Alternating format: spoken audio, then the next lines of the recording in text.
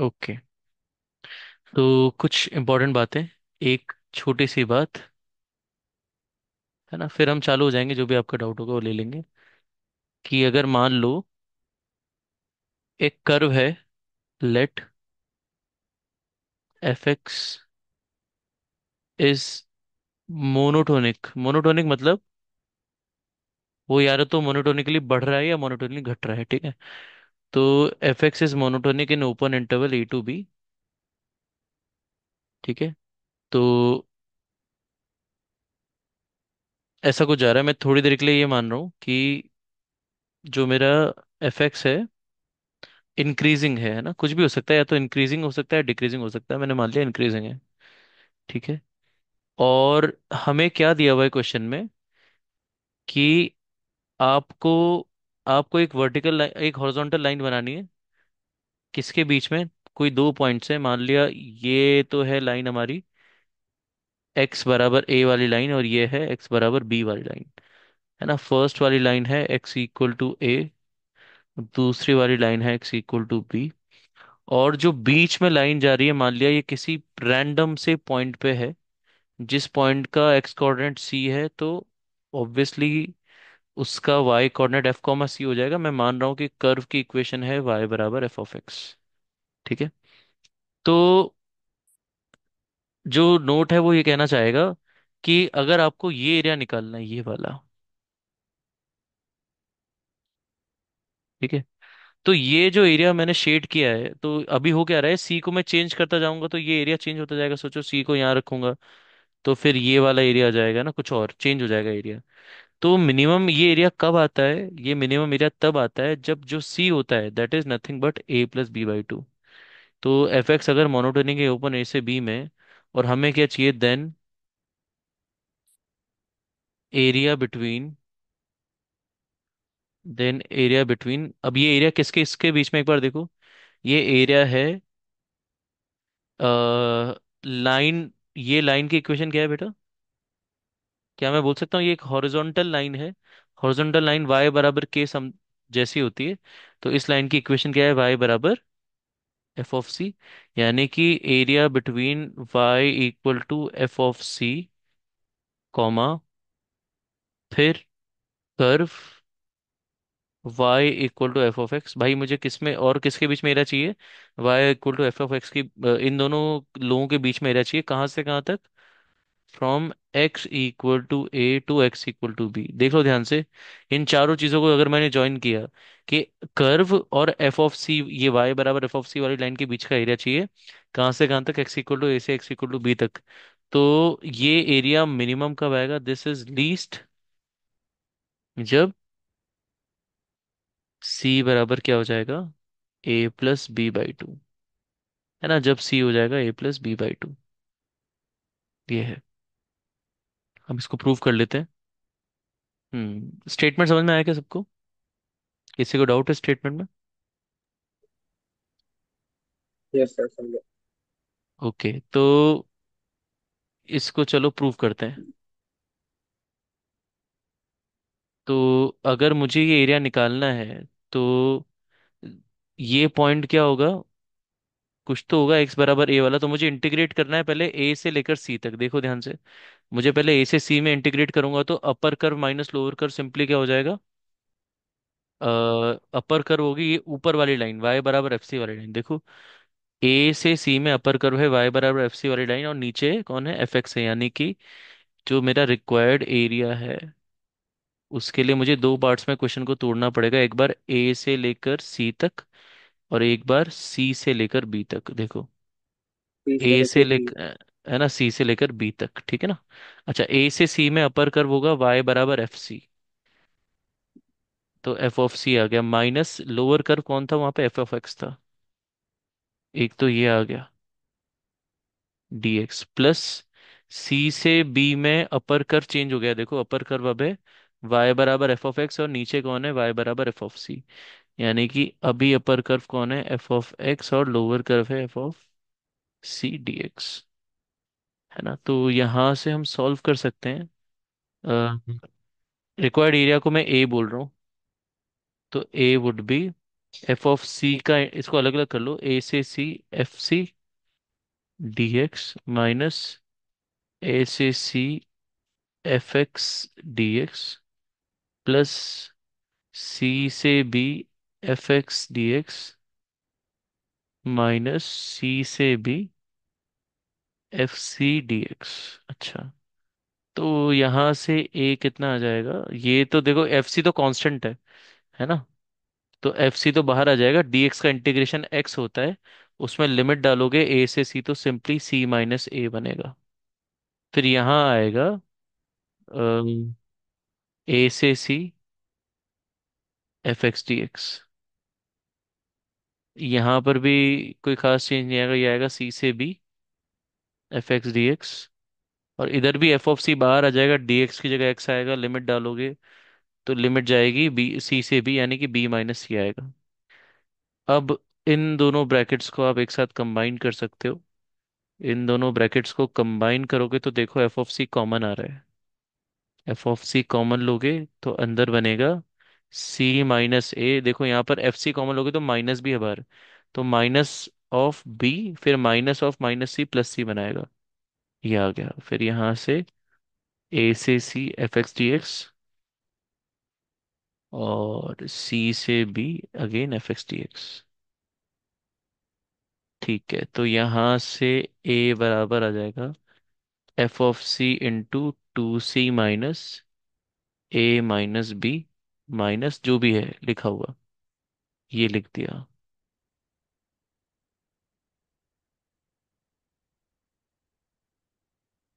अब क्या करेंगे? अगर मुझे चाहिए, मुझे क्या चाहिए? एरिया लीस्ट चाहिए यार। तो एरिया लीस्ट चाहिए तो मैं डिफरेंशिएट कर लूंगा, और डिफरेंशिएट करके जीरो करूंगा तो दो चीजें हो सकती है। डिफरेंशिएट करके, यार चलो डिफरेंशिएट कर लेता हूँ पहले, फिर बात करूंगा। चलो डिफरेंशिएट करके देखते हैं। भाई मुझे समझना है ना, सी को चेंज करने के हिसाब से मैं क्या चाहता हूँ। सी को चेंज करूंगा तो एरिया चेंज होगा। तो मैं एक बार देख लेता हूँ कि अगर मैं सी को चेंज करूंगा तो सी के रेस्पेक्ट में एरिया कैसे मूव कर रहा है, इसलिए d A by D c कर रहा हूँ। तो यहाँ पर क्या आएगा? ये दो लोग मल्टीप्लीकेशन लिखे हैं, तो प्रोडक्ट टू लगाएंगे तो बनेगा F dash C into two C minus A minus B plus F of C into अंदर क्या बनेगा? टू सी का, इस पूरे का differentiation with respect to C two ही हो जाएगा, माइनस इसका डिफरेंशिएशन करूंगा सी के रिस्पेक्ट में तो क्या यूज होगा? एनीवन, क्या यूज होगा?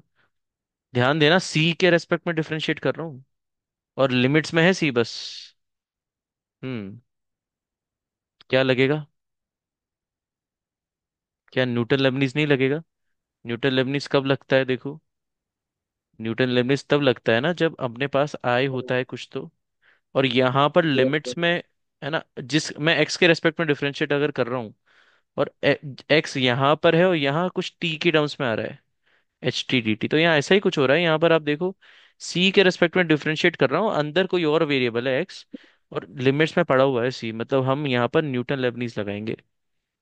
तो न्यूटन लेबनीज लगा देते हैं। तो क्या बनेगा न्यूटन लेबनीज लगाने पर? एक्स की जगह सीधा सी जाता है न्यूटन लेबनीज में, है ना, माइनस तो था ही साथ में, और सी का डिफरेंशिएशन तो हो जाएगा वन। ठीक है, सी का डिफरेंशिएशन तो हो जाएगा वन। फिर ए डालोगे, एफ ऑफ ए इंटू ए का डिफरेंशिएशन कितना होगा? जीरो, तो यहाँ जीरो आ जाएगा। फिर आगे बढ़ जाता हूँ, प्लस एक्स को बी डालोगे तो एफ ऑफ बी आएगा, लेकिन बी का डिफरेंशिएशन जीरो बनेगा, माइनस सेम यहाँ पर एफ ऑफ एक्स की जगह सी आएगा, सी का डिफरेंशिएशन वन होगा, तो यहाँ तक पहुंच गया, है ना। ये आ गया मेरे पास, यानी कि D A by D C कितना बन गया? F dash C into two C minus A minus B plus two times F of C. देखो ये भी माइनस एफ ऑफ सी है, ये भी माइनस एफ ऑफ सी है, तो माइनस टू एफ ऑफ सी आ गया। ये लोग तो कैंसिल आउट हो गए, ये लोग कैंसिल आउट हो गए, और यहाँ से d A by D c ये आ गया मेरे पास। अच्छा, तो अब मैंने क्वेश्चन में स्टार्टिंग में क्या बोला था? एफ सी क्या है? एफ ऑफ एक्स क्या है? मोनोटोनिक है, मतलब या तो हमेशा बढ़ेगा या हमेशा घटेगा, ठीक है ना। अच्छा, तो केस नंबर वन ले लेता हूं मैं। अगर मैं, ये मैंने क्वेश्चन पूरा कैसे सॉल्व किया है क्या मान के, कि जो मेरा ग्राफ है वो इंक्रीजिंग है, ठीक है ना, तो इंक्रीजिंग था इस वजह से, जब मैं इंटीग्रेट कर रहा था ना, तो अपर माइनस लोअर कर्व, पहले मेरा f c minus f x आया, फिर लोअर माइनस अपर कर्व क्या आया, अपर माइनस लोअर कर्व, फिर क्या आया, f x minus f c. अगर यही कहानी मैं डिक्रीजिंग के लिए बोलता तो सारी कहानी नेगेटिव हो जाती। तो इन दिस, इस प्रूफ में मैं किसको सॉल्व कर रहा हूँ simply, in this proof we are solving for increasing function. आप चाहो तो सेम मेहनत किसके लिए कर सकते हो, डिक्रीजिंग फंक्शन के लिए भी कर सकते हो, बट मैं फिलहाल इंक्रीजिंग फंक्शन के लिए मेहनत कर रहा हूँ, है ना। तो इंक्रीजिंग फंक्शन के लिए अगर मैं देखूंगा, अगर ये ग्राफ हमेशा बढ़ रहा है, तो क्या कहीं पर भी एफ डैश जीरो हो सकता है या नेगेटिव हो सकता है? देखो, कहीं पर भी नहीं, है ना। ग्राफ अगर हमेशा बढ़ रहा है तो किसी भी पॉइंट नहीं। पर स्लोप तो जीरो नहीं आएगी, हमेशा पॉजिटिव आएगी। तो अगर एफ एक्स इंक्रीजिंग फंक्शन है, तो पक्का इम्प्लाइज, पक्की बात है कि एफ डैश ऑफ सी तो पॉजिटिव आएगा।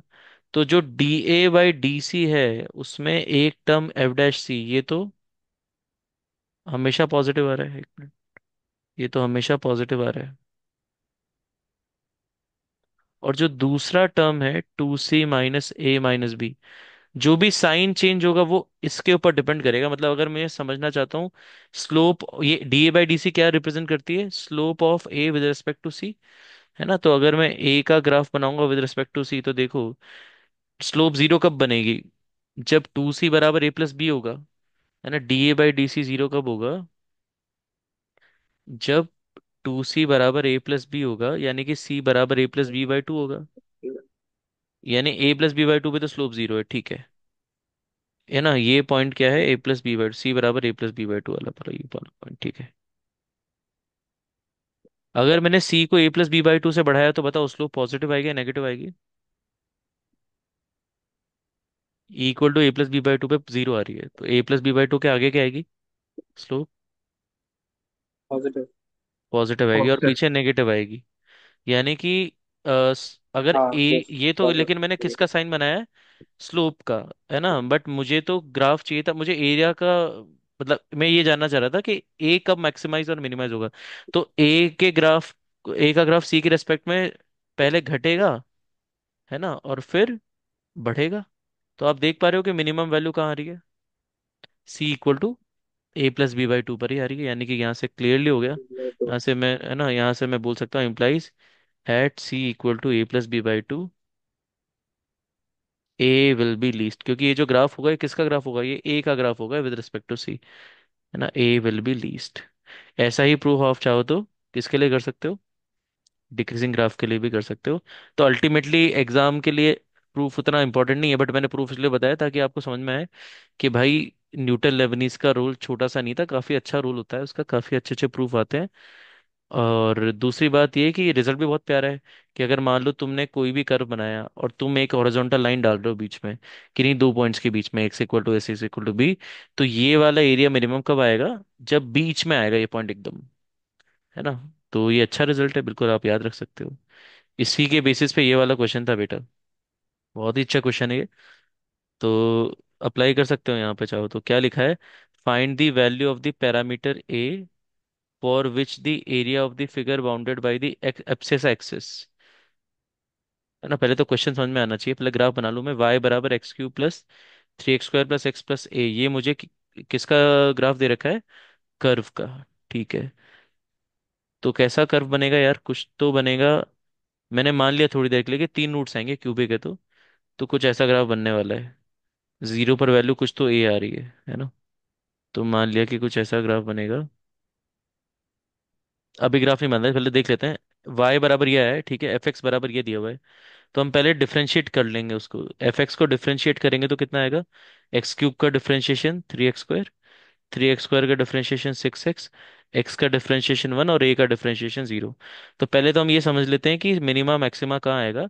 तो जब इस क्वाड्रेटिक को आप सॉल्व करोगे, तो वहां से रूट्स आएंगे इस क्वाड्रेटिक के minus one plus minus root six by three. यानी कि अ, अगर मैं एफ डैश एक्स की बात करूं, तो देखो एक तो एफ डैश एक्स का रूट है minus one plus root six by three, एक रूट है minus one minus root six by three.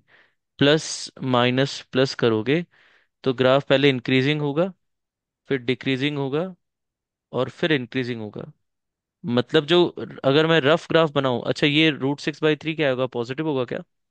देखो, √6/3 -1 पॉजिटिव होगा क्या? √6 होता है अराउंड अराउंड 3 से तो कम होता है, मतलब ये क्वांटिटी 1 से छोटी है। ठीक है, यानी कि ये वैल्यू ओवरऑल नेगेटिव आने वाली, दोनों वैल्यूज ही नेगेटिव आने वाली। ठीक है, तो -1 प्लस √6/3 यहाँ कहीं आएगा, और सिमिलरली -1 -√6/3 तो और भी ज्यादा पीछे चला जाएगा।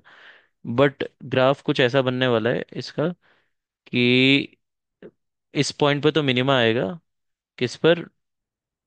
-1 प्लस √6/3 पर। ठीक है, मिनिमा आएगा। ओके, तो ऐसा कुछ बनेगा ग्राफ ऐसे, और फिर ग्राफ ऐसा जाएगा। ठीक है, ऐसा कुछ ग्राफ बनेगा, देख लो। है ना, -1 -√6/3 पे तो अपने पास मैक्सिमा आ रहा है, और -1 प्लस √6/3 पे मिनिमा आ रहा है। फिर वो क्या कह रहा है? ठीक है, अब क्वेश्चन आगे बढ़ते हैं ना, यहाँ तक तो समझ में आ गई बात। अब उसने कहा आपको ए की वो वैल्यू चाहिए जिसके लिए एरिया ऑफ द फिगर, अब ध्यान से देखना एरिया किसका बोल रहा है वो, bounded by the abscissa axis. बेटा एब्सिसा मतलब क्या होता है? एब्सिसा मतलब, एब्सिसा मतलब एक्स एक्सिस। एक्स एक्स तो पहली बात तो कह रहा है एक्स एक बाउंड्री तो एक्स। बनानी है एक्स एक्सिस वाली, ये वाली बाउंड्री बनानी है। ठीक है भाई, एक बाउंड्री तो कोई और कलर लेके बढ़िया, हाँ ये वाला ठीक रहेगा।